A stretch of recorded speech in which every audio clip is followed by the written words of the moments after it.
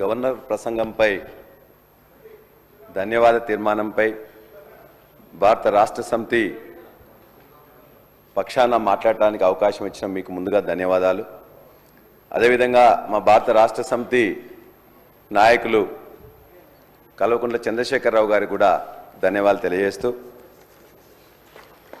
ఆ గవర్నర్ ప్రసంగం చూస్తే ఎప్పుడు కూడా ప్రభుత్వం యొక్క డాక్యుమెంట్గా పాలసీగా ఉంటుంది.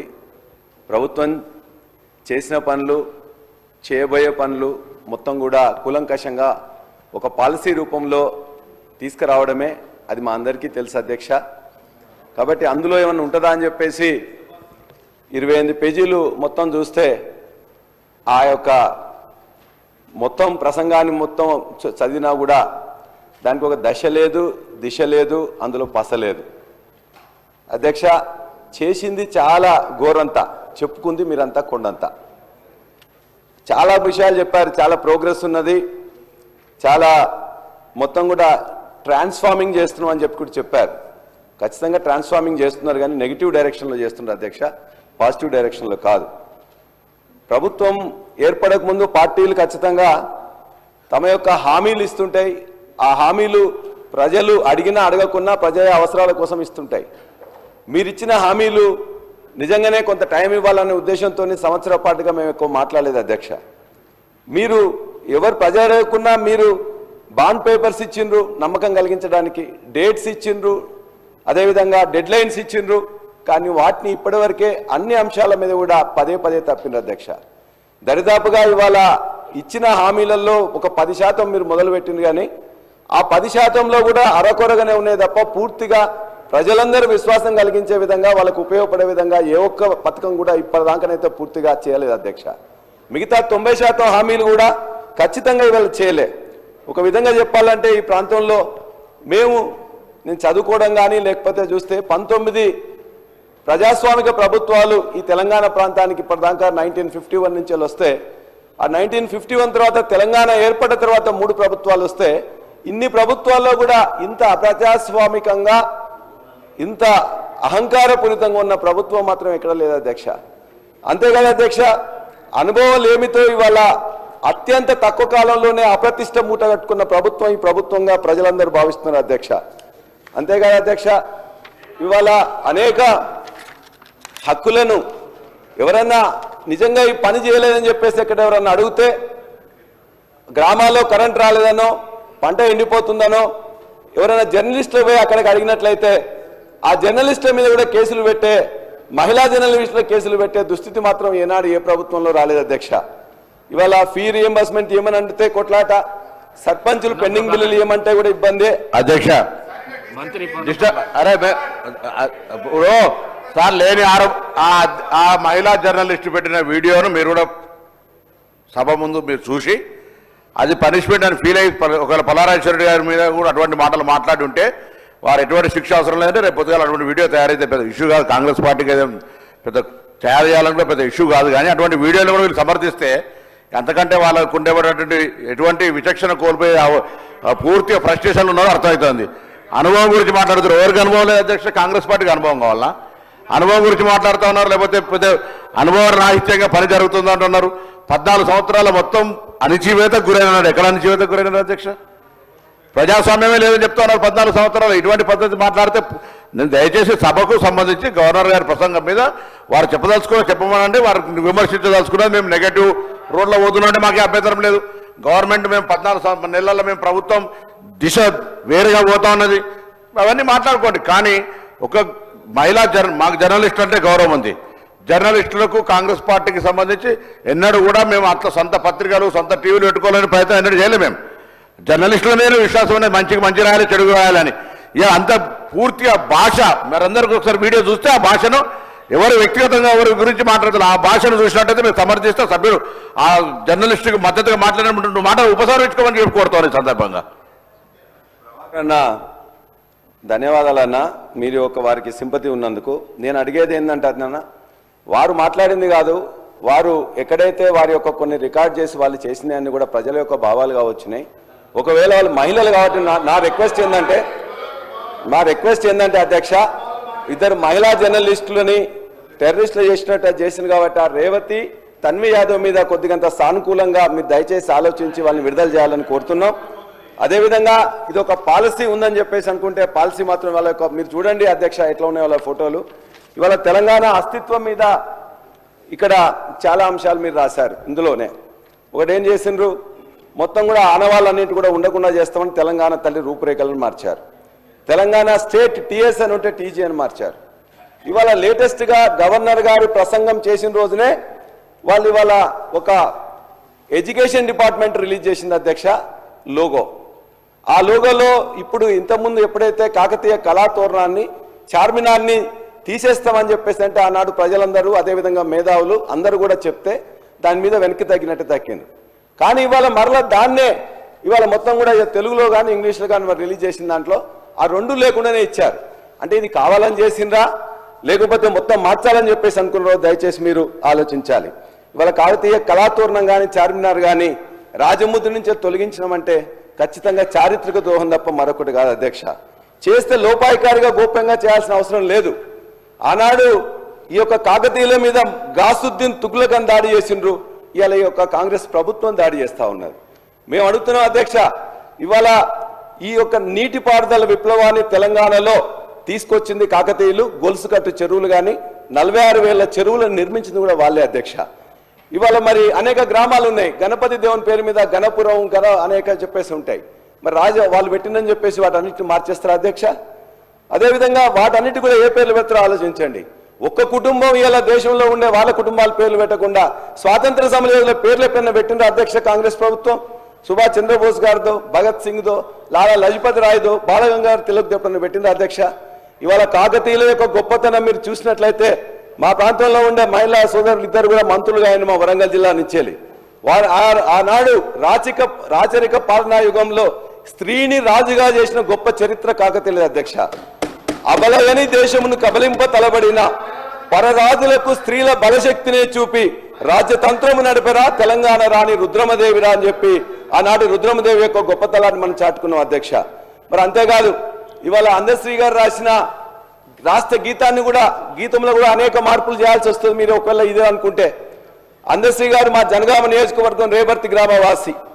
వారి యొక్క పాట అనేది తెలంగాణ ఉద్యమంలో ప్రతి నోట ప్రతి నాలుక మీద కూడా మొత్తం కూడా నాట్యం ఆడింది అధ్యక్ష.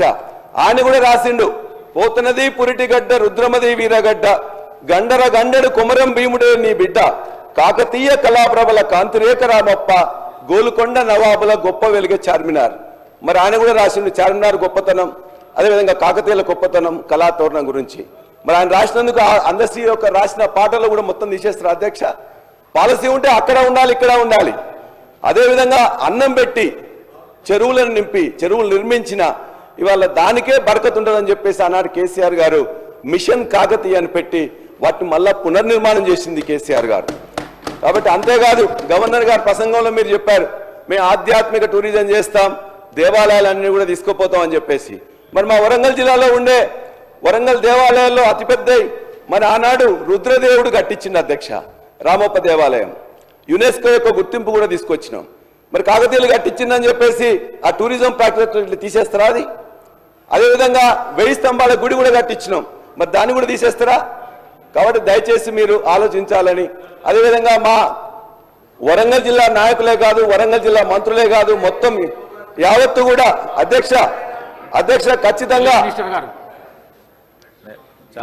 చాలా సంతోషం సార్, నేను వింటా ఉన్నాము. కానీ చరిత్ర దగ్గరలో ఉన్న చరిత్రను కూడా మనం ఆలోచన చేయాలా. కాకతీయులకు సంబంధించి మాట్లాడుతూ ఉన్నారు అధ్యక్ష, వారి చరిత్ర గురించి మాట్లాడుతూ ఉన్నారు. టీఆర్ఎస్ పార్టీకి సంబంధించి ఆనాడు మా ప్రభుత్వ హయాంలో ఉమ్మడి రాష్ట్రంలో 2 కోట్ల రూపాయలు కాకతీయ ఉత్సవాల గురించి ఆ రోజు కేటాయింపు చేస్తే 2 కోట్లు కాదు 4 కోట్లు 6 కోట్లు 8 కోట్లు చేయాలని చాలా సందర్భాల్లో వారు డిమాండ్ చేశారు. సరే 2014 నుంచి 23 వరకు ఒక్కసారి కూడా కాకతీయ ఉత్సవాలు చేయలే టీఆర్ఎస్ పార్టీ ప్రభుత్వం. నేను ఈరోజు చెప్తా ఉన్నాను, అది కాదు, ప్రజాస్వామ్యంలో ప్రజలేం కోరుతా ఉన్నారు, సామాన్య ప్రజానికానికి ప్రతిరూపంగా నిలిచే స్ఫూర్తిని కలిగేయాలని ఆ క్రమంలో మేము తీసుకున్న ప్రతి నిర్ణయం ఉంటుందని ఈరోజు మన చరిత్ర చెప్తా ఉన్న అనేక ప్రధానమైన అంశాలను కూడా ముడిపెడే అస్తిత్వాన్ని కాపాడే ప్రయత్నం చేస్తాం. నేను రాజేశ్వర రెడ్డి గారు విద్యాధికుడు అధ్యక్ష, కేవలం నేను వాడిని కోరుతా ఉన్నాను, టీఆర్ఎస్ పార్టీ పరంగానే పోకుండా డెఫినెట్లీ ఒక ప్రొడక్టివ్ ఆలోచనలు ఇస్తారు, ఒక పాజిటివ్ ఆలోచనలు ఇస్తారు. ప్రభుత్వం 14 నెలల నుంచి చేసే కార్యక్రమం ఇది చేస్తే బాగుంటుందని ఆలోచన చేస్తారు. అదేమైనా అభిప్రాయాలు తెలియజేస్తారని ఆశిస్తా ఉన్నాను అధ్యక్ష. శ్రీధర్ అన్న, ఖచ్చితంగా కాకతీయుల యొక్క ఘనకీర్తి కోసం మేము చెప్పట్లేదు. కాకతీయులు మనకు బతికిచ్చిండ్రు, చెరువులు ఇచ్చిండ్రు, కాబట్టి వారిని బర్కత్ ఉంటుంది, వారి యొక్క పేరు పెట్టుకుంటారన్న ఉద్దేశంతో చెప్పినాం తప్ప మరొకటి కాదు. అదేవిధంగా మీరు ఇంకొక మాట కూడా అందులోనే ధన్యవాద ప్రసంగంలో చెప్పారు, ఇవాళ మేము తెలంగాణ తల్లిని మార్చినాం అతి సామాన్యంగా ఉండాలని. చెప్పేవాళ్ళు ఎవరు అధ్యక్ష? అతి సామాన్యంగా ఉండాలంట, నగలు ఉండొద్దంట, వడ్డానం ఉండొద్దా? చెప్పేవాళ్ళు మాత్రం వారి కుటుంబ సభ్యులు మాత్రం నగలు వేసుకుంటారు, వడ్డానాలు వేసుకుంటారు, కోట్ల రూపాయలైన వాచులు పెడతారు, అదేవిధంగా అన్ని చేస్తారు. వారు మాత్రం తెలంగాణ మహిళ చాలా అతి సామాన్యంగా ఉండాలని కోరుకుంటా ఉన్నారు. అంతేకాదు తెలంగాణ తల్లి నుంచి వెళ్ళి బతుకమ్మని వేరు చేయడం అంటే తెలంగాణ బతుకును అవమానం చేయడం తప్ప మరొకటి కాదు. తెలంగాణ తల్లి ఉద్యమాగ్నిలో పుట్టింది, ఎవరి కుట్రల నుంచేలో, కువారం నుంచేలో, ఓర్వలేని తన నుంచేలో పుట్టలేదు అధ్యక్ష. కాబట్టి ఆ తెలంగాణ తల్లిని మార్చడం, అదేవిధంగా మేము అడిగేది ఒకటే, రాహుల్ గాంధీ గారు కూడా చెప్పిండ్రు, ఇవాళ పథకాలకు పేర్లు మార్చడమో ఇంకోటో చేస్తే ఇవాళ చేయలేనప్పుడు అది చేస్తామని చెప్పి రాహుల్ గాంధీ గారు చెప్పిండ్రు. దాన్నే మేము ఇలా విశ్వసిస్తున్నాం. పేర్లు మార్చడం కాదు, నెంబర్లు మార్చడం కాదు, ప్రజల యొక్క బతుకులు మార్చండి. ఆ ప్రజల బతుకులు మార్చే దాంట్లో ఖచ్చితంగా సమాజం గమనిస్తున్నది. మేమందరం కూడా ఇవాళ తెలంగాణ కళాతోరణాన్ని దాన్ని మార్చదలుచుకుంటే, చార్మినార్ రాజముద్రలా మార్చదలుచుకుంటే మేము వరంగల్ జిల్లా వాసులమే కాదు, మొత్తం తెలంగాణ యావత్తు ఆత్మగౌరవంతో బతికే వాళ్ళం, అన్నం ఉన్నా లేకున్నా కూడా కాదు. అందుకే మేము ఖచ్చితంగా చెప్తున్నాం, వరంగల్ మహనీయులైన రాణి రుద్రమదేవి సాక్షిగా, సర్దార్ సర్వాయి పాపన్న సాక్షిగా, తెలంగాణ సాయుధ పోరాట తొలి అమరుడు దొడ్డి కొమరయ్య సాక్షిగా, మా అక్క చాకలి ఐలమ్మ సాక్షిగా, సమ్మక్క సారక్క సాక్షిగా మా ఆత్మగౌరవం నిలబడడానికి ఖచ్చితంగా పోరాడతాం. మీరు దయచేసి మార్చవద్దు, మారుస్తే మళ్ళా మేము వచ్చిన తర్వాత మళ్ళా మేము తెచ్చుకుంటామని కూడా మీకు తెలియజేస్తున్నాం అధ్యక్ష.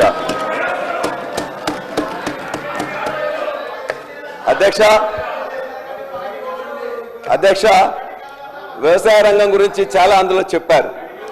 వ్యవసాయ రంగంలో 2014లో ఉండే పరిస్థితి ఏంటి, ఇవాళ పరిస్థితి ఏందని చెప్పేసి ఒక్కసారి దయచేసి ఆలోచించండి అధ్యక్ష. ఇవాళ అందులో కూడా చెప్పారు వాళ్ళు ఏమైంది అధ్యక్ష, బ్రహ్మాండంగా మొత్తం కూడా ఇవాళ దేశంలో నెంబర్ 1గా చేసినామని చెప్పేసి దేశంలో నెంబర్ 1గా చేసి మీకు అందించిన 2014లో 14-15వ స్థానంలో ఉండే వరి విస్తీర్ణం కానీ, ఉత్పత్తి కానీ, ఉత్పాదకతలో నెంబర్ 1 చేసి మీకు అందించిన 2024 లెక్కలు చూడండి. ఆనాడు 24 లక్షల మెట్రిక్ టన్నులు వస్తే 141 లక్షల మెట్రిక్ టన్నుల వరి ధాన్యాన్ని మొత్తం కూడా ఎఫ్సిఐకి అందించింది కూడా ఇలా గత ప్రభుత్వం. దాని నుండి ఇంకా మంచిగా చేయండి, ఖచ్చితంగా మేము ఆహ్వానిస్తాం, మీకు మద్దతు ఇస్తాం. అంతేకాదు అధ్యక్ష, ఇవాళ జరుగుతున్న ఇవాళ మా పవర్ మినిస్టర్ గారు కూడా ఉన్నారు, ఇవాళ అనేకం కూడా వోల్టేజ్ లో వోల్టేజ్తో అనేక కరెంటు మోటార్లు కాలిపోతున్నాయి అధ్యక్ష. ఇష్యూ ఏంటంటే అధ్యక్ష, ఇంతకుముందు 24 గంటల కరెంటు మేము ఇచ్చినప్పుడు మీ యొక్క రికార్డులో కూడా మీరు చూసినప్పుడు, సరే మీరు చూడండి, ఇవాళ మీ యొక్క పవర్ మినిస్టర్ గారు ఉన్నారు, ఇవాళ నీళ్లు భూగర్భంలో నీళ్లు తగ్గిపోయినప్పుడు, ఇవాళ మొత్తం మీద చెరువుల్లో నీళ్ళు లేనప్పుడు, రిజర్వాయర్లో నీళ్ళు లేనప్పుడు ఒకటేసారి కరెంట్ ఇవ్వడం వల్ల మొత్తం కూడా లో వోల్టేజ్ వచ్చేసి ఇవాళ అనేక మోటార్లు కాలుతున్నాయి, ట్రాన్స్ఫార్మర్లు కాలుతున్నాయి, దీపావళి టపాసుల్లో పేలిపోతున్నాయి. కాబట్టి దయచేసి ఆ కరెంటుని ఇప్పటికైనా 50% ఎండిపోతున్నాయి, వాటి కరెంటు పూర్తిగా ఇవ్వాలని చెప్పేసి మీ ద్వారా మన యొక్క ఆర్థిక శాఖ మంత్రి పవర్ మినిస్టర్ గారిని కోరుతున్నాం. అంతేకాదు అధ్యక్ష, నా యొక్క నియోజకవర్గం మొత్తం కూడా దేవాదుల ఆయకట్లో ఉంటుంది. దేవాదుల ఆయకట్లో నిజంగా దాని గురించి చెప్పాలంటే రాస్తే రామాయణం అంతా, చెప్తే భారతం అంతా అధ్యక్ష. ఎందుకంటే మా పక్కనే ఇవాళ దరిదాపుగా 1,50,000 ఆయకట్టు ఉంది అధ్యక్ష. ఈ యొక్క ప్రభుత్వం యొక్క నేరపూరిత నిర్లక్ష్యం వల్ల ఆర్థిక శాఖ మంత్రి గారు, అదే ఎల్ఏ మినిస్టర్ గారు కూడా చూస్తున్నారు, దయచేసి ఇవాళ ఈ ప్రభుత్వం యొక్క నేరపూరిత నిర్లక్ష్యం వల్ల గత 60 రోజుల్లో 40 రోజులు మాత్రమే పంపులు నడిపినారు. దరిదాపుగా 5,14,000 ఎకరాలకు ఆయకట్టు ఇవ్వాల్సి ఉంటే కనీసం 3 లక్షలు ఇస్తామని చెప్పిండ్రు.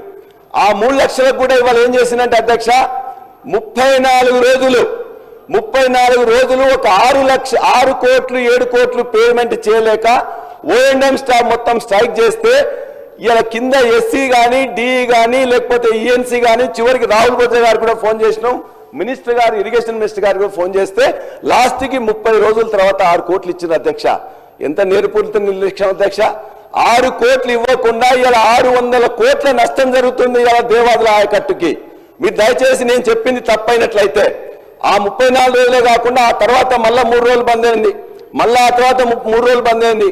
నా ప్రాంతంలో ఉండే ఇలా తపాస్పల్లి మొట్టమొదటిసారిగా 10 ఏళ్లలో 2 పంటలు ఇచ్చింది ఇలా మొట్టమొదటిసారిగా ఎండిపోయింది. ఓ దిక్కున తపాస్పల్లికి నీళ్లు రావడానికే రావు.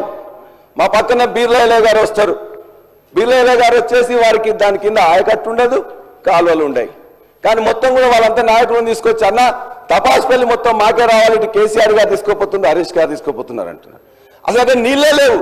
నీళ్ళు రాకపోవడానికి అలా ఓఎండే 34 రోజులు స్ట్రైక్ చేసింది. అదేవిధంగా కింద గండి రామారావు గారికి స్టేషన్ కనుపూర్ ఎమ్మెల్యే వస్తారు, ఆడ ఆయకట్టు ప్రతిపాదిత లేదు, ఏం లేదు, మేము తీసుకోపోతా ఉంటారు. అసలు నీళ్లు మోటార్లు బంద్ అయితే ఓఎండ్ఎం స్టాఫ్ స్ట్రైక్ చేస్తే ఇలా అధికారులు ఏం చేస్తున్నారు, ప్రభుత్వం ఏం చేస్తుంది? చీమ కుట్టినట్టు లేకుండా ఇలా 600 కోట్ల నష్టం జరిగిన ఈ ప్రభుత్వానికి చీమ కుట్టినట్టయినా ఉందని అడుగుతున్నా. నేను చెప్పేది అబద్ధం అయితే ఇలా ఈ యొక్క మీ అందరి సాక్షిగా నా ముక్కు నెలకు రాస్తా. 34 రోజులు 6 కోట్లు ఇవ్వలేక వేసిందంటే ఇది చేతగాని ప్రభుత్వం అనాలా ఏమనాలో చెప్పాలి అధ్యక్ష. చాలా బాధ అధ్యక్ష. అంతేకాదు అధ్యక్ష, ఇవాళ ఇదే పరిస్థితి మొత్తం రాష్ట్రం మొత్తం మీద కూడా ఉంది అధ్యక్ష. మళ్ళీ చెప్తారు వ్యవసాయ రంగంలో మేము బాగా చేసినామని చెప్పేసి మా రామచంద్రని ఇంతకుముందే మాట్లాడి చెప్తున్నాడు.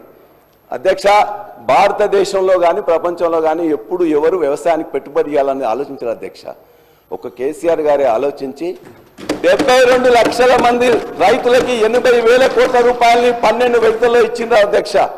మీరు కూడా చెప్పిండ్రు, మీరు అప్పుడు ఏమన్నారు? మేమన్నా పిచ్చోళ్ళమా, ఎడ్డోళ్ళమా, మేము ఇయ్యమా? మేము కూడా ఖచ్చితంగా ఇస్తామని చెప్పిండ్రు. మేము సంతోషం అనుకున్నాం. అర్రాజు పెట్టినట్టే పెట్టిండ్రు. 10,000 కాదు మేము 15,000 ఇస్తామని చెప్పిండ్రు. ఏమైంది అధ్యక్ష? పోయిన వానాకాలం ఇవ్వలే, ఈ యాసంగి ఇవ్వలే, ఆ వానాకాలం ఇప్పుడే మొదలు పెట్టిండ్రు. ఇంతవరకు ఇవ్వలే అధ్యక్ష. 7,500 ఎకరానికి రావాల్సింది గత 7,500, 7,500 అంతకుముందు ఇస్తానే కూడా ఇవ్వలే. తప్పనిసరిగా ఇవ్వాలని చెప్పేసి మీ ద్వారా ఈ ప్రభుత్వాన్ని నేను కోరుతున్నా అధ్యక్ష. అదేవిధంగా గతంలో నీటి తీరువారు రద్దు చేసి ప్రతి రిజర్వాయర్ నింపి ప్రతి చెరువును కూడా నింపినాం అధ్యక్ష. ఇవాళ మా జనగామలో ఉండే అన్ని రిజర్వాయర్లు తపాస్పల్లి కానీ, గండిరామారం కానీ, బొమ్మకూరు కానీ, ఇవాళ కన్నెపోయినగూడెం కానీ, లక్నూరు కానీ మొత్తం రిజర్వాయర్గా ఎండిపోయినాం అధ్యక్ష.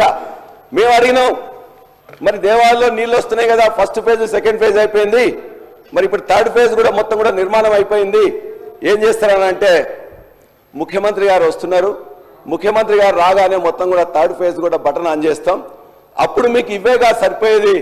ఈ యొక్క ఫస్ట్ ఫేజ్ సెకండ్ ఫేజ్ తర్వాత 350 క్యూసెక్లు 500 క్యూసెక్లు వస్తున్నాయి. 1800 క్యూసెక్లను ముఖ్యమంత్రి గారు వచ్చి ఇమ్మీడియట్ గా బటన్ ఆన్ చేస్తారని చెప్పేసి మిగతా పంపులను కూడా ఆన్ చేయాలి అధ్యక్ష. సంతోషం, ముఖ్యమంత్రి గారు రేపు స్టేషన్ గన్పూర్ నియోజకవర్గానికి వస్తున్నారు. అది మొత్తం కూడా దేవాదుల ప్రాంతం. ఆ దేవాదుల ప్రాంతానికి ఇమ్మీడియట్ గా వారు ఆన్ చేసి ఇప్పటికే 50% ఎండిపోయిన పంటలకు నీళ్లు ఇవ్వాలని కోరుతున్నాం. ఆ పంటలు నష్టపోయిన వారికి ఉన్నట్లయితే కాంగ్రెస్ ప్రభుత్వం ఇంతకుముందే చెప్పింది. ఏమని చెప్పిండ్రు? మేము ఖచ్చితంగా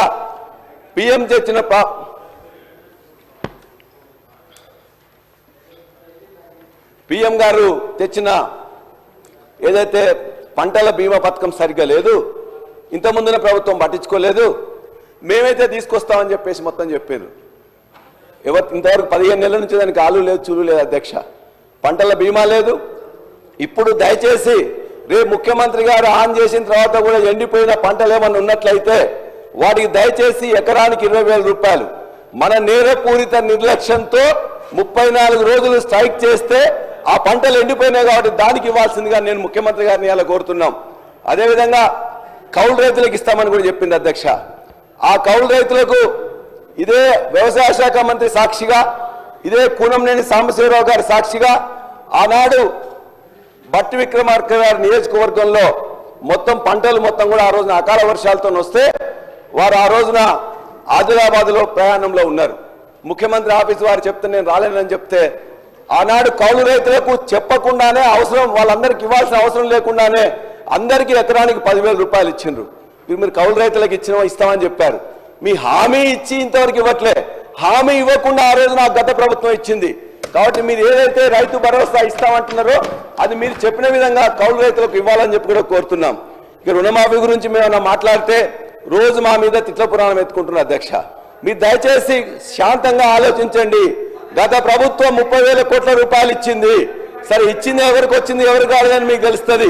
మీరు ఇచ్చిన 20 కోట్లు ఇచ్చినామంటున్నారు. ఆనాడు 2 లక్షల రూపాయలు ఇస్తామని పిసిసి అధ్యక్షులుగా రేవంత్ రెడ్డి గారు మాట్లాడుతుంటే ఆనాడు ముఖ్యమంత్రిగా ఉన్న కేసీఆర్ గారు అధికారులందరినీ పిలిచిండ్రు. ఎంతో వద్దా వీళ్ళందరూ 2 లక్షలు ఇస్తామంటున్నారు, మనం ఇవ్వగలుగుతామా అని. అక్కడున్న అధికారులందరూ చెప్పిండ్రు 49,600 కోట్ల రూపాయలు అవుతుంది సార్, ఇది ఇవ్వలేము అని చెప్పినప్పుడు మేము 1,00,000 రూపాయలు ఇస్తామని చెప్పినాం. మీరు 2 లక్షలు ఇస్తామని చెప్పిండ్రు. 49 లక్షలు 35 లక్షలకు వచ్చింది, 20 లక్షలకు వచ్చింది, తర్వాత 20 లక్షలకు వచ్చింది. ఇవాటికి కూడా 50% కంటే తక్కువనే ఇవాళ రుణమాఫీ అయింది. కాబట్టి మీరు ఇవాళ మొత్తం కూడా రైతులందరూ ప్రతిరోజు తిరుగుతుంది. కాబట్టి మిగతా రైతులందరూ కూడా మీరు హామీ ఇచ్చినట్టుగా రుణమాఫీ ఇవ్వాలని చెప్పేసి మీ ద్వారా కోరుతున్నాం అధ్యక్ష.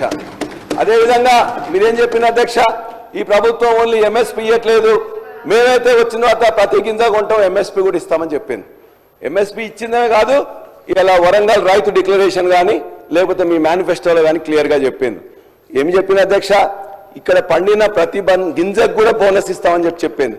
అందులో వరి ధాన్యంకి ఇస్తామని చెప్పిండ్రు. 2,183 ఉంటే 2,683 చేస్తామన్నారు. 2,183 ఎంఎస్పీ దేనికి ఉంది అధ్యక్ష? దొడ్డు ధాన్యానికి ఉంది. మరి ఇచ్చిండ్రా? దొడ్డు ధాన్యానికి ఇవ్వలే, సన్నధాన్యానికి ఇస్తామని చెప్పి 12 ఇప్పటికీ 500 కోట్ల రూపాయలు బకాయిలు ఉన్నారు. అదేవిధంగా మిగతాది అనేక ఉన్నాయి అధ్యక్ష. మొక్కజొన్న కానీ, కందులు కానీ, ఎర్రజొన్న కానీ, జొన్నలు కానీ దేనికి ఇవ్వలే. ఇవాళ జుక్కల్ నియోజకవర్గం కానీ నారాయణఖేడ్ నియోజకవర్గంలో డాక్టర్ సంజయ్ రెడ్డి గారు ఉంటారు. అక్కడ పండితే అధ్యక్ష మేము ఇంకా 2 సబ్జెక్ట్ కూడా కాలే అధ్యక్ష, 2 సబ్జెక్ట్ కూడా కాలే అధ్యక్ష. ఇది కాబట్టి ఇవాళ బోనస్ అనేది బోగస్ అయింది. 25% మాత్రమే ఇచ్చిండ్రు. మేము ఖచ్చితంగా లెక్కలతో నేను మొత్తం చూపిస్తాం. మీరు వ్యవసాయ కమిషన్ ఒకటి ఇచ్చారు, వ్యవసాయ కమిషన్ ఒకటి వేశారు. ఆ వ్యవసాయ కమిషన్ లో అధ్యక్ష అది ఒక పునరావాస కేంద్రం తప్ప దానివల్ల ఏమి చేయట్లేదు అధ్యక్ష.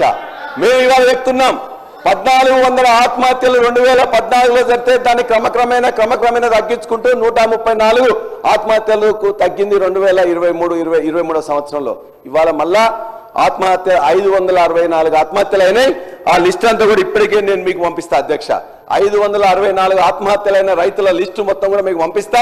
దయచేసి ప్రభుత్వం శాంతంగా ఆలోచించి నిజంగా అయినాయా లేదా అయితే ఏం చేయాలని చెప్పేసి ఇవాళ రైతు బీమా కూడా మిగతా ఇవ్వట్లేదు కాబట్టి దాన్ని ఇవ్వాలని చెప్పేసి మేము కోరుతున్నాం అధ్యక్ష. మేము ఇవన్నీ వచ్చినాయి, ఇవో ఈ పేపర్లో వచ్చినాయి అధ్యక్ష. ఇవన్నీ కూడా మా పేపర్ కాదు అధ్యక్ష. ఇవాళ కరెంటు కానీ బోనస్ కానీ మిగతా అన్ని అంశాలు కూడా ఇందులో వచ్చాయని మీకు తెలియజేస్తా ఉన్నాను. అదేవిధంగా విద్యారంగం అధ్యక్ష, ఇవాళ విద్యారంగం గురించి ముఖ్యమంత్రి గారు విద్యాశాఖ మంత్రిగా ఉన్నారు. ఒక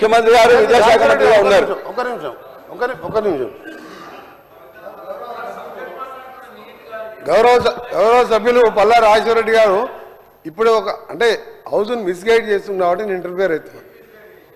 బోనస్ సంబంధించి 250 కోట్ల చిల్లర బకాయిలు ఉన్నాయి, త్వరలో చెల్లిస్తాము. దాంతోపాటు మా నల్గొండ జిల్లాను అధ్యక్ష ఈ 2 లక్షల రుణమాఫీ 6,746 కోట్ల రూపాయలు ఉమ్మడి నల్గొండ జిల్లాలో 2 లక్షల లోపు రుణమాఫీ అయింది. 54,145 మంది రైతులకు. దాంతోపాటు ఉమ్మడి నల్గొండ జిల్లా 12 కాన్ఫరెన్స్ సంబంధించి చెప్తున్నా. దాంతోపాటు 95 కోట్ల రూపాయలు మా జిల్లాలో బోనస్ సంబంధించి 80 కోట్ల రూపాయలు చెల్లించడం జరిగింది. 16 కోట్ల రూపాయలు డ్యూస్ ఉన్నాయి బోనస్. దాంతోపాటు 21,000 కోట్ల రూపాయలు 25 లక్షల మందికి ఒకటే దఫా భారతదేశ చరిత్రలో రుణమాఫీ చేయడం జరిగింది. వీళ్ళు 1,00,000 రూపాయలు అని చెప్పి 4, 5, 6 ఇన్స్టాల్మెంట్ ఇస్తే బ్యాంకు వాడు వడ్డీలకే సరిపోయింది. అందుకే దయచేసి మీరు మాట్లాడినప్పుడు కొన్ని ప్రభుత్వం చేసిన 2 లక్షల రుణమాఫీ ఏ రాష్ట్ర ప్రభుత్వం చేయలేదు అధ్యక్ష. అలాంటి విషయాలు చెప్తూ ఇంకా ఏమున్నా మీ డిమాండ్ చెప్పాలి తప్ప 600 కోట్ల బకాయిలు ఉన్నాయని చెప్పి నువ్వు చూపించండి. 600 కోట్లు ఏ జిల్లాలో ఎంత ఉందో మా దగ్గర లెక్కలు ఉన్నాయి. మీ దగ్గర పంపిస్తాం చూడండి. ఎందుకు తప్పు మాట్లాడతారు? ఎందుకు ఓర్వలేకపోతున్నారు? రైతులకు 2 లక్షల రుణమాఫీ ఒక్కసారి చేసి ఇలా దేశ చరిత్రలో ఎవరు చేయని పని చేస్తే మా గౌరవ ముఖ్యమంత్రి గారు, ఫైనాన్స్ మినిస్టర్ గారు ఎంత ఇబ్బందులున్నా 2 లక్షల రుణమాఫీ చేసిను.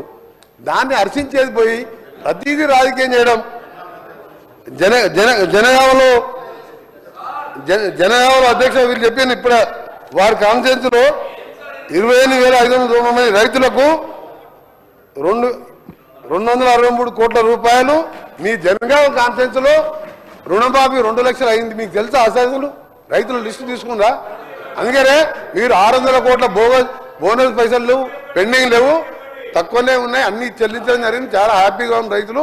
దయచేసి ఉన్న ఫ్యాక్ట్స్ గవర్నర్ ప్రసంగం మాట్లాడవలసిందిగా రిక్వెస్ట్ చేస్తున్నాం. మంత్రి గారు కోమటిరెడ్డి వెంకటరెడ్డి గారు ఒకటి చెప్పారు. మేము డిప్యూటీ సీఎం గారు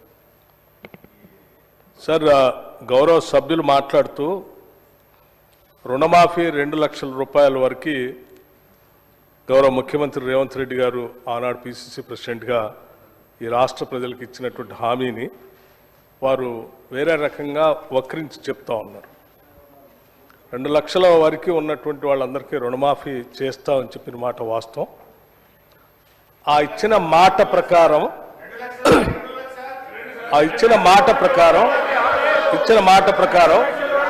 మేము 5 సంవత్సరాలు 6 సంవత్సరాలు పెండింగ్ పెట్టకుండా మాట ప్రకారం మాట తప్పకూడదని వారు ఈ రాష్ట్ర ప్రజలకు మాటిచ్చి తప్పనిసరిగా అమలు చేస్తామని చెప్పి పెద్ద ఎత్తున కేవలం 3-4 మాసాల్లోనే రాష్ట్ర వ్యాప్తంగా ఉన్నటువంటి రుణమాఫీ చేసినటువంటి సమాచారం సభ్యులు మాట్లాడుతూ ఉన్నారు. వారు మాట్లాడినటువంటి నియోజకవర్గానికి సంబంధించి అధ్యక్ష, జనగాం నియోజకవర్గం 2018లో మీరు 1 లక్ష రూపాయలు రుణమాఫీ వినాలి. హరీష్ రావు గారు, మీరు గౌరవ సభ్యులు సీరియస్గా మంత్రిగా చేశారు 10 సంవత్సరాలు. నేను లెక్కలే చెప్తున్నా, ఎక్కడ తప్పు సార్. జనగాం నియోజకవర్గంలో వారి accounts number of loan accounts అధ్యక్ష 2018లో 19,306 ఉంటే వారు 5 సంవత్సరాలు 124 కోట్లు చేస్తే మేము 2 లక్షల రూపాయలు రుణమాఫీ చేస్తామని చెప్పినటువంటి మాట ప్రకారం 263.34 లక్షల రూపాయలు కేవలం వాళ్ళ ఒక్క నియోజకవర్గంలోనే 28,590 అకౌంట్లకి వేసిన అధ్యక్ష. దీనికి సంబంధించిన పూర్తి సమాచారం వారి నియోజకవర్గాల్లో అన్ని గ్రామాల్లో డిస్ప్లే చేయమని కూడా చెప్పాము అధ్యక్ష. ఎందుకంటే మాట్లాడితే తప్పుడు సమాచారం ఇస్తా ఉన్నారు అధ్యక్ష. నేను ఇక్కడ ఉన్నటువంటి పెద్దలందరూ బాల్కొండ నియోజకవర్గం, ఆర్మూరు నియోజకవర్గం, దుబ్బాక నియోజకవర్గం, గజ్వేల్ నియోజకవర్గం, ఉదాహరణ గజ్వేల్ నియోజకవర్గంలో అధ్యక్ష ఆ 2018లో కేవలం 143 కోట్ల రూపాయలు మాత్రమే మీరు 1 లక్ష రూపాయల రుణమాఫీ పేరు మీద 5 సంవత్సరాలు అనేక ఇన్స్టాల్మెంట్ మీద చేస్తే మేము 30,572 అకౌంట్లకి 237.33 కోట్ల రూపాయలు అధ్యక్ష గజ్వేల్ నియోజకవర్గంలో. కావాలంటే ఊరూరు అకౌంట్లతో సహా, గ్రామాల్లో అకౌంట్లతో సహా నేను సమాచారం ఇవ్వడానికి సిద్ధంగా ఉన్నాను అధ్యక్ష.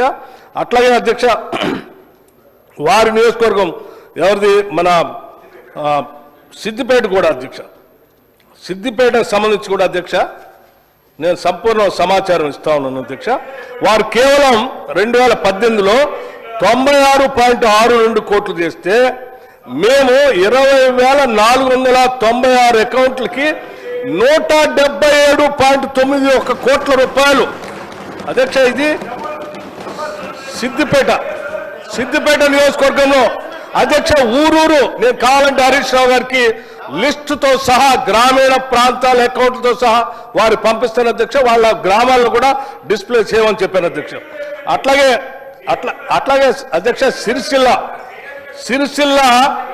సిరిసిల్ల నియోజకవర్గానికి సంబంధించి మేము మీ హయాంలో కేవలం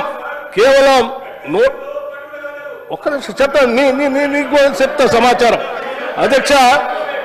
అధ్యక్ష కేవలం 2018లో 101.76 కోట్ల రూపాయలు మాత్రమే మీరు, అది కూడా ఒక రోజు 2 రోజులు 5 సంవత్సరాలు చేస్తే మేము కేవలం 3 నెలల్లో అధ్యక్ష 175.84 కోట్ల రూపాయలు సిరిసిల్లలో ఇచ్చాం. అధ్యక్ష ఇయ్యలేదంటారేంటి ఇది? అధ్యక్ష ఇక నిర్మల్ నియోజకవర్గం అధ్యక్ష, నిర్మల్ నియోజకవర్గం అంటే నేను ప్రతిపక్ష నాయకులు సంబంధించిన నియోజకవర్గాలకు సంబంధించిన సమాచారాన్ని కేవలం ఈ కాగితం మీద చెప్పడే కాదు అధ్యక్ష, అవసరమైతే శాసనసభ ప్రాంగణంలో మా ముఖ్యమంత్రి గారు చెప్పారు, శాసనసభ ప్రాంగణంలో రుణమాఫీకి సంబంధించి, రైతు భరోసాకు సంబంధించి అకౌంట్లతో సహా గ్రామీణ ప్రాంతాలతో సహా గ్రామాలతో సహా డిస్ప్లే చేయమని కూడా చెప్పారు. తప్పనిసరిగా చేసి అది కూడా చూపిస్తాం అధ్యక్ష. నిర్మలకు సంబంధించి కేవలం 2018లో 110 కోట్లు మాత్రమే మీరు ఇచ్చింది, కేవలం 110 కోట్లు మాత్రమే ఇచ్చింది. మేము అదే శాసనసభ నియోజకవర్గంలో కేవలం 3 నెలల్లో 202 కోట్ల రూపాయలు నిర్మల్ నియోజకవర్గంలో ఇచ్చాం అధ్యక్ష. నర్సాపూర్ నియోజకవర్గంలో అధ్యక్ష వీళ్ళు 2018లో వీళ్ళు చేసింది కేవలం 157 కోట్లుంటే మేము 252.64 కోట్ల రూపాయలు ఇచ్చాము అధ్యక్ష. అట్లాగే అధ్యక్ష నిజామాబాద్ అర్బన్ కేవలం 66 కోట్లు చేస్తే మేము 99 కోట్ల రూపాయలు ఇచ్చాము అధ్యక్ష. ఇంకా ఈ శాసనసభ నియోజకవర్గంలో అధ్యక్ష ముదోల్ శాసనసభ నియోజకవర్గం వినండి, ముదోల్ శాసనసభ నియోజకవర్గంలో అధ్యక్ష కేవలం 2018లో 173 కోట్లు మాత్రమే ఇస్తే మేము ఈసారి 341 కోట్ల రూపాయలు అధ్యక్ష, 341.37 crores ముదోల్ శాసనసభ నియోజకవర్గంలో ఇచ్చాం అధ్యక్ష. ఇలా చెప్పుకుంటూ పోతే మీకు ఆర్మూర్ శాసనసభ నియోజకవర్గం మిత్రులు వారికి కూడా తెలియాలి, కేవలం 2018లో మీరు కేవలం ఆర్మూర్ నియోజకవర్గంలో 56.95 కోట్ల రూపాయలు ఇస్తే మేము ఈ సంవత్సరం కేవలం 3 నెలల్లో 129.05 కోట్ల రూపాయలు ఈ ఆర్మూర్ నియోజకవర్గంలో ఇచ్చాం అధ్యక్ష. అట్లాగే బాల్కొండ కూడా చెప్తాను అధ్యక్ష, బాల్కొండ శాసనసభ నియోజకవర్గంలో కేవలం 2018లో మీరు మొత్తం 5 సంవత్సరాలు 82.12 కోట్లు ఇస్తే మేము 169.95 కోట్ల రూపాయలు అధ్యక్ష. ఆదిలాబాద్ శాసనసభ నియోజకవర్గం అధ్యక్ష, ఆదిలాబాద్ శాసనసభ నియోజకవర్గం అధ్యక్ష 90.29 కోట్లు మాత్రమే 2018 ఇస్తే మేము ఈసారి 179.81 కోట్ల రూపాయలు అధ్యక్ష. ఏ శాసనసభ నియోజకవర్గం మీరు అడిగిన చివరికి దుబ్బాక నియోజకవర్గం అధ్యక్ష 169 కోట్లు మాత్రమే 2018లో మీరు ఇస్తే మేము 284.99 కోట్ల రూపాయలు అధ్యక్ష, అంటే దాదాపు 285 కోట్ల రూపాయలు ఇచ్చాం అధ్యక్ష. అధ్యక్ష హుజూరాబాద్ కూడా చెప్తా ఉన్నాను అధ్యక్ష. అధ్యక్ష హుజూరాబాద్ శాసనసభ నియోజకవర్గంలో కేవలం 112 కోట్ల రూపాయలు ఇస్తే మేము 219 కోట్ల రూపాయల హుజూరాబాద్ నియోజకవర్గంలో ఇచ్చాము అధ్యక్ష. ఈ లెక్కలు మొత్తం ప్రతి శాసనసభ నియోజకవర్గానికి సంబంధించిన లెక్కలే గ్రామాల వారీగా రైతుల అకౌంట్ల వారీగా నేను లెక్క తీసుకొని వచ్చాను అధ్యక్ష. మీకు కావాలంటే సభ్యులందరికీ పంపిస్తాను. మీ గ్రామాల్లో మీరు నిజంగా గ్రామాల్లో తిరుగుతూ ఉంటే ప్రతి గ్రామంలో ఇవన్నీ డిస్ప్లే కూడా చేస్తున్నారు, పోయి చూసుకోండి అధ్యక్ష. మీరు సభ్యులు గౌరవంగా సభలో మాట్లాడాలి తప్ప మీరు 2 లక్షలు అన్నారు, ఏమి ఇయ్యలేదు అనేటువంటి మాటలు మాట్లాడటం కరెక్ట్ కాదు అధ్యక్ష.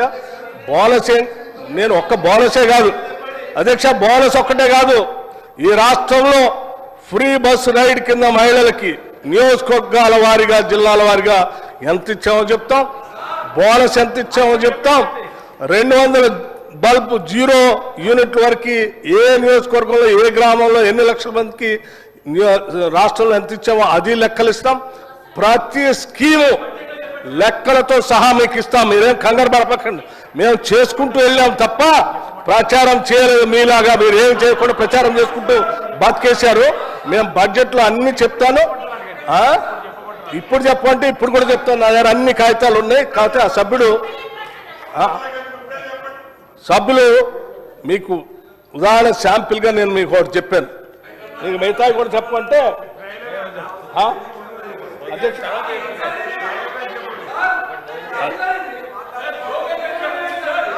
ఏమండి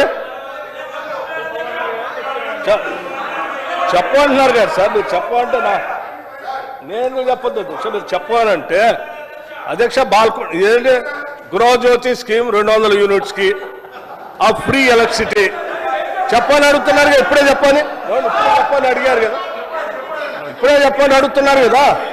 మొత్తం 119 శాసనసభ నియోజకవర్గాల సమాచారం కాన్స్టిట్యున్సీ వైజ్ నా దగ్గర ఉంది. మేము ఏం చేస్తున్నాం అనేది ఆ లబ్ధి పొందుతున్న లబ్ధిదారులు అందరికీ తెలుసు. కాకపోతే వాళ్ళు ఎవరు లబ్ధి పొందకుండా ఉంటే బాగుంటుందేమో అని ఆలోచన చేస్తున్నారు. కానీ అట్లా ఉన్నాం మేము. తప్పనిసరిగా ప్రజలకు మేము చెప్పిన స్కీములు అన్నీ అమలు చేస్తాం. లబ్ధిదారులందరికీ మేలు చేస్తాం. ఇది ప్రజల కోసమే తప్ప మీలాంటి రాజకీయ పార్టీల నాయకుల కోసం కాదు. ఈ రాష్ట్ర ఖజానా ప్రజల కోసం. మీరు కూడా అందులో ప్రజల్లాగా ఉంటే మీకు కూడా అన్నీ వస్తాయి అధ్యక్ష. ఉదాహరణకి గృహజ్యోతి స్కీమ్ 200 యూనిట్లు మీరు అడిగారు కాబట్టి నేను చెప్తున్నా అధ్యక్ష. బాల్కొండ గురించి వాళ్ళు అడుగుతా ఉన్నారు కదా అధ్యక్ష. బాల్కొండ నియోజకవర్గంలో number of eligible house holds 55,242 మంది. నంబర్ ఆఫ్ జీరో బిల్స్ దాని కట్టిన డబ్బులు 22.67 కోట్లు ఒక బాల్కొండ కాన్స్టిట్యున్సీలోనే. అర్థమైందా సార్? మీరు పోయి 55,242 మంది గృహాలు అధ్యక్ష. ఎన్ని గృహాలు ఉంటాయి మీ నియోజకవర్గంలో? ఎన్ని గృహాలు ఉంటాయి? More than 60%. అధ్యక్ష గజ్వేల్ అధ్యక్ష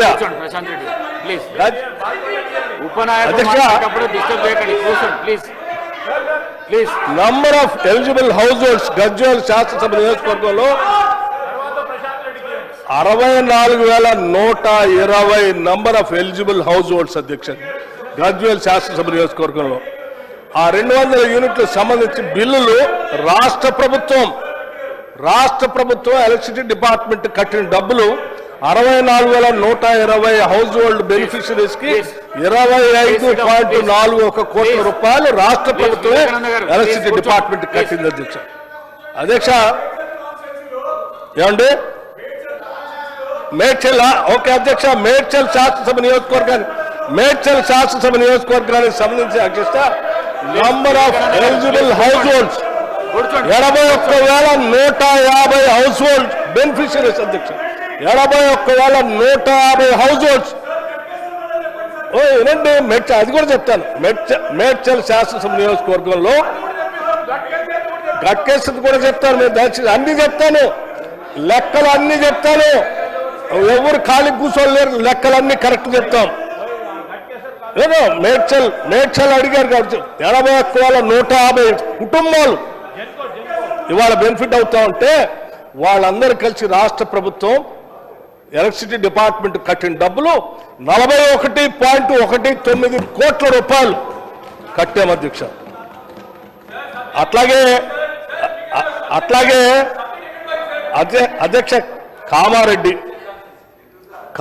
నియోజకవర్గం number of eligible house holds అధ్యక్ష 67,532 హౌస్ హోల్డ్స్. వాళ్ళకు సంబంధించి number of zero bills generate అయిన దానికి 27.04 కోట్ల రూపాయలు కట్టాం అధ్యక్ష. అట్లా వదిలిపెడతాము. కట్టలేదు అంటున్నారు కదా, చేయలేదు అంటున్నారు కదా. తప్పుడు సంకేతాలు రాష్ట్ర ప్రజలకు ఎందుకు ఇస్తున్నారు? ఇది వాస్తవాలని మీ ద్వారా రాష్ట్ర ప్రజలు చెప్తున్నాను. వినండి అధ్యక్ష.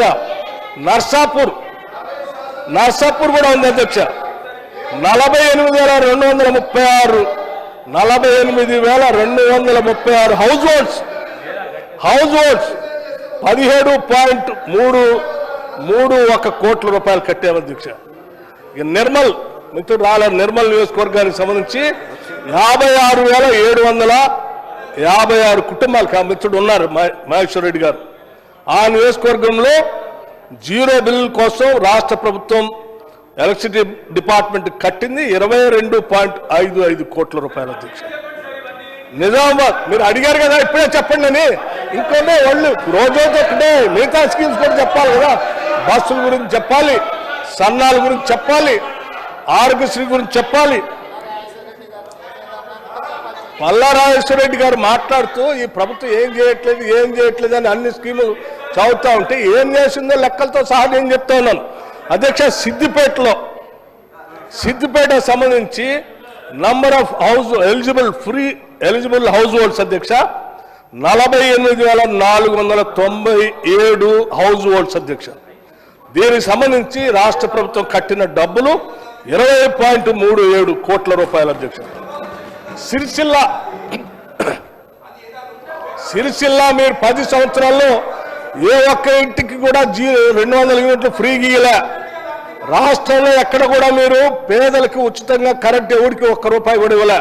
మేము చెప్పాం 200 యూనిట్ లోపల ఉన్నటువంటి లబ్ధిదారులందరికీ ఇచ్చినట్టు చేస్తామని చెప్పాం.